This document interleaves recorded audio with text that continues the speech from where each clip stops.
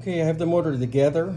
So when you put the stator back in to the brushes, there's a, it's like a tangs that hold the actual stator in. Now you have to get past those tangs, and it's kind of difficult. So my recommendation is, if you don't have to remove the shaft, don't remove the shaft. And if you do remove the shaft, make sure you pull the tangs back further enough so you can actually put the shaft back into the actual base of the unit. If you don't, what's going to happen is you're going to bend the tangs, you won't be able to get it in. The bushing, not a bearing, is going to move, and then you're going to have to play around with it like I did. So that's the situation here, but I got it back together, and I put the old gaskets back in because, you know what, they worked. So did that. You could actually use silicone if you want, but it's going to be a little bit difficult because the magnet's going to pull this around prior to you lining things up. So lining things up could be a little bit tricky, but not too bad overall. So once you get that in, everything is good to go. My recommendation is, this end right here is a cap, and there's a bushing on the end where the shaft goes through. Now, when you actually put that shaft through, it's going to touch this. Now, if it's too loose, it's going to move around. If it's too tight, it's going to bind up. So my recommendation is, after you've done all this work, loosen this top nut here, back it out, and then tighten it back up until it touches the very top of the shaft. And once you do that, take about a quarter turn and then back it off, and then tighten this up so it's not too tight and it won't bind. All right, so I've done the little bolt trick or nut trick right here. So how do you hold the bolts in place? If you use grease, it's going to hold it in place, and you're not going to have any issues with it sliding around when you put this gear in.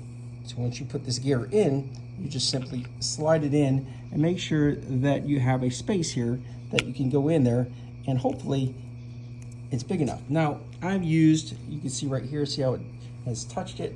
So what I'm going to do is I'm going to use a pick right here. You can see you have to play with it a little bit, but hopefully I can get it to the point where I can get this in here. Now these are 10 millimeters, and 10 millimeters may be too big, but I don't think they are. So that one's good there, and boom, there you go. It's in, all right? So I'll put a little bit more grease in here, right? And once I put a little bit more grease in there, that's going to give me the proper amount of lubrication it's going to require over the course of, you know, time that it's going to be used. All right. Now, if this is a passenger window, it's probably going to get a little less wear than the actual driver's side, because the driver's side you're kind of opening up all the time. But in the passenger side, unless you got a passenger, like a kid that likes to play with the windows, it's probably going to last a little bit longer on the passenger side than the driver's side.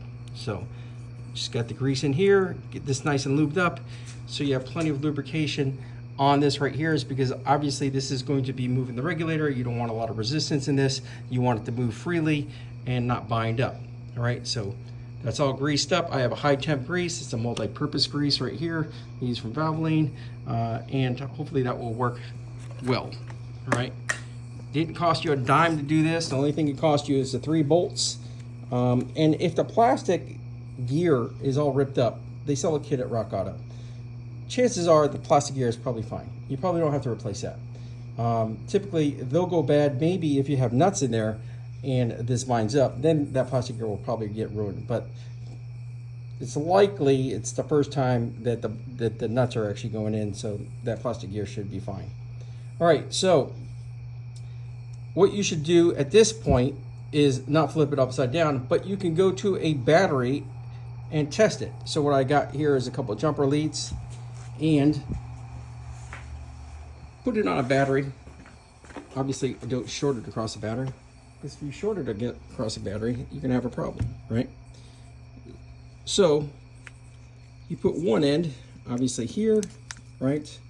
And I'm going to cut away for a second. I'll be right back.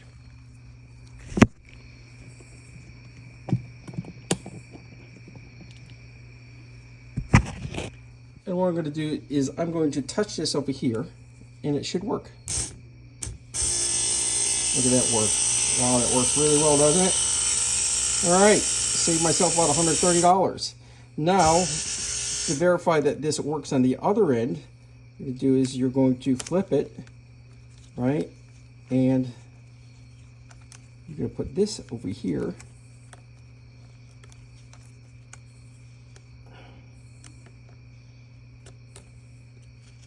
Mind you, I'm doing this with one hand. Sorry, guys. Oh boy, look at this. Sorry. Again, I am sorry. I'll drop you off here in a second. And we're just going to flip it off on this side here. And we'll see if it goes on the opposite direction. So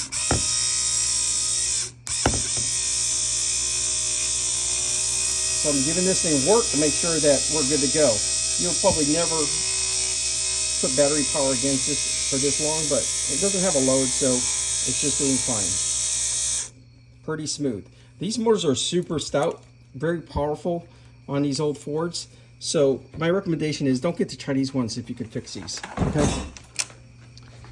Bottom line is, with little work, a little bit of time, a little patience, you can get these things operational without very much trouble. All right. So usually the problem is in the brushes. The cleanliness of the brushes, cleanliness of the commutator, clean those, get the brushes back there, clean those, put it back together. Again, my recommendation, if I were to do this again, is not to pull the shaft out of the base here, because what happens is you could probably use some emery cloth, or you can use something like a pad in order to clean that commutator without actually pulling this out, and then use some electrical cleaner such as this, okay, some WD-40 contact cleaner to get all the dust and stuff out of it, and it should be fine. So that's it, people. Make sure you make the adjustment here so it doesn't bind. This is spinning nice and freely, very quiet, and it's ready for use here in the near future. Anyways, I hope this helped you, and if it did, give me a thumbs up. If you have any questions, let me know. Have a great day. I'm out.